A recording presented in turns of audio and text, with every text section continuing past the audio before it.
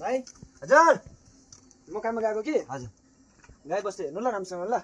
बाँदर रौँसालाई याद गर्नु हो गाईलाई हरिहरी घाँसहरू काटेर हाल्नु ल हुन्छ बाछा फुस्केर दुधहरू खान्छ याद गर्नु ल म गएको है काममा खोले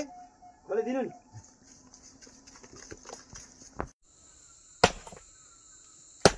घरमा त्यसलाई राम्रो बस भने थियो के गरेछ पनि बाँदरले मकै छ कि टेन्सन लाग्दैछ मलाई त बाँदरले मकै खाएर नखुवा भन्दै थियो अब यिनीहरूलाई सुक्खा भयो नि चस्मा लगाएर भन् खरिद पर्ने हरियो देख्छ खा चस्मा मिलेन यस्तो यहाँ त हेर्न खाना यो बाला माछा भने बाउले फेरि खा त खाना हो खा माछा मलाई भरे खाना खाना भनेको ला के भएको खाना हेर तर्सेको पनि पाकेकै छैन 2 बज्न आँटिसक्यो घरको काम पनि केटी साह्रो हो कान्छी बुढी बिहा गर्नु भने मान्दैन बाउले पनि बात त सही है भाइ खान्छ बाख्रा पनि भोकै छ बिहान मैले जति काटेर आएको घाँस त्यतिकै छ ला बाछा फुस्केछ त अन्त कहाँ गयो यो खान्छ खत्म खान्छ बाय बाय कहाँ गयो बाछा फुस्केछ त यो के गरेको त्यो नि बाँदरले मकै खायो नि त बाँदर म घाँसेको बा गाईले चस्मा नम्बर छ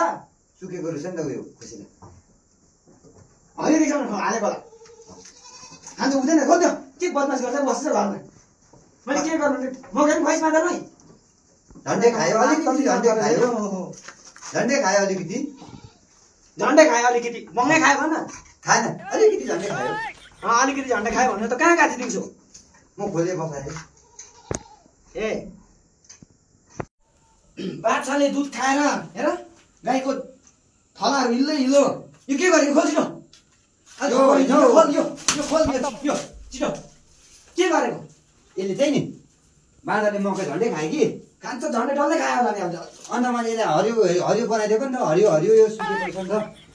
घाँस पनि हालेको मैले कि खोले पनि दिएको अन्त यो लाएर चाहिँ यो हालिदिएको घाँस खाने हो त अन्त गाई पनि भोकै रहेछ दुध चाहिँ दिँदैन अरे अब कहाँ दिन्छ त माछाले खाइहाल्यो भने दुध भन्दै थियो अघि नि कसले भन्यो गाईले हो गाईले कहिले भन्छ पक्ला बोल्ला हो अन्त के भन्नु त अन्त मलाई पनि अन्त डर भयो नि त मलाई पनि अन्त दिब्बौलाएर छैन मान्छे हेर कहाँ हो अन्त मैले गरेको त सबै गरेको मैले खोले पनि बसिरहेको छु भर्खर आज दिउँसो खोलिदिएको छैन बेलुकाको ए खोलेको दिउँसोको देख्यो म त खै दिएको जस्तो लागेन खोलेको सबै गाई चिनिकै छैन खाएको त गिलाएको छ भोलि चाहिँ आफै बस्दै त भोलि चाहिँ आफै बस्दै म गयो भने यहाँ बसेर खाना पनि ल्याउँछ आउँछ कहाँबाट आउँछ मकै खान्छ मकै खानुपर्छ खान्छ मकै के हो त्यही कारणले कान्छी बुढी बिहा गराइहाल भनेको भयो अस्ति नै मैले गजब बेइज्जती केही त्यस्तो कुरा नगरे हाउडे हाउडे कुरा आफ्नो बिहा गर्ने बेला भइसक्यो अझै बुद्धि छैन खालि बाउले गर्छ बिहा अन्त हाउडे कुरा नगरे जा माथि गएर बस घरमा काम गर के चाहिँ गर्नु अब चाहिँ भोक लागिरहेछ खानाहरू बनाउँदै गर्छ यी गर्दो रहेछ अब भात पकाइन्छ बाउ बाउ भात पाक्यो यहाँ आऊ त बस त मजाले बनाइदिनु रोटी पनि पकाएको छु थाल थाल ल्याउनु आज त मजाले बनायो क्या खानापिना पनि दामी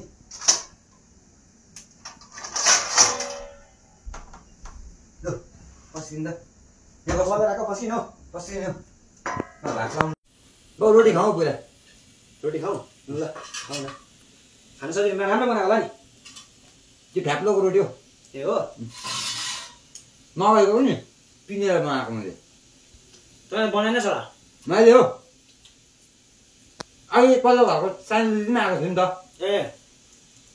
अनि मलाई पिसेकै उसले बनाएको दामी बनाएको गुल्ले गुल्ले पनि छ अब भाग्नु पर्छ बन्यो कहाँ बन्यो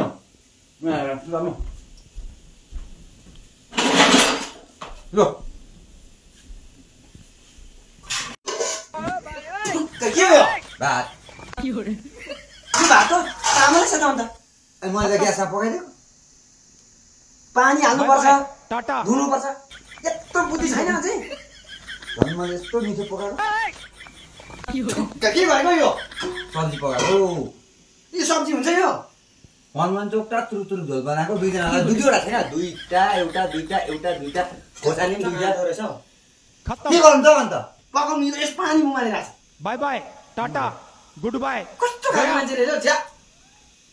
बिहा गर्ने उमेर भइसक्यो यो खा म खान्नै यो खा म त खान्छु नि अन्त मैले पकाएको मिठो हुन्छ माटो यो पनि खाए यो पनि कस्तो हुन्छ काँचै खाँदा खत्तम मिठो भएन लौ अब त्यसै गर खत्तम पकाएर आफै खान्छु भात छैन जा बाय बाय टाटा